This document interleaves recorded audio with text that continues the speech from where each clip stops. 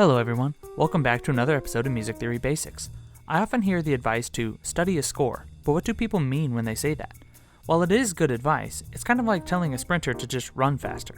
Of course, that is the goal, but there are more specific objectives that can be taken to do that. Generally, when folks say study a score, what they mean is apply all of the knowledge you have to a score and see if there's something that you cannot explain. If you find something you can't explain, go and learn about it.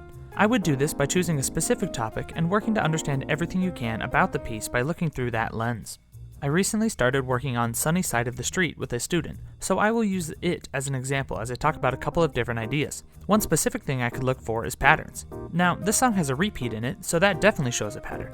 Indeed, the material that is used for the second ending is repeated verbatim, starting from the pickups to measure 20. All of the chords are also repeated in addition to the melody. This tells me the song is in AABA form, which is pretty typical for jazz standards such as these.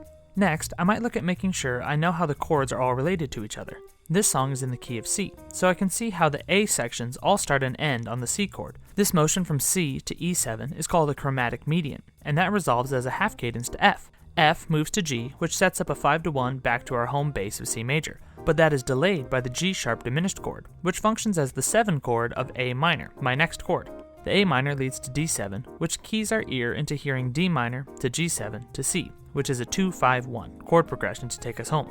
That may have gone over some viewers' heads, and maybe you understood portions of that, or maybe you are right on with me. Whatever the case may be, part of your score study could be to go through the remainder of the song and make sure that you understand the relationships of all of these chords and how we are moving from one place to another. These are just a couple of examples of ways you could analyze the song. You could look at the melody of the song and see how the notes move. You could analyze the rhythm of the tune and recognize what patterns exist. If you're looking at a bigger song with multiple instruments, perhaps you could look to see which parts are doubled and by what instruments.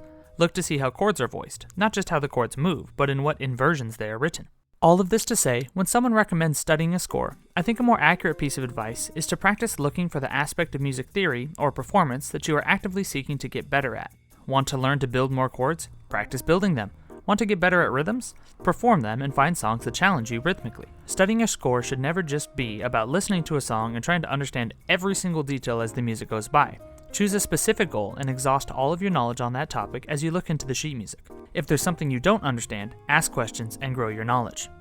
This has been another episode of Music Theory Basics. Thank you for watching. If you have any questions or topics you would like me to cover in future videos, leave them in the comments below. A like, share, and subscribe are always appreciated. I look forward to working with you to build your skills from the ground up.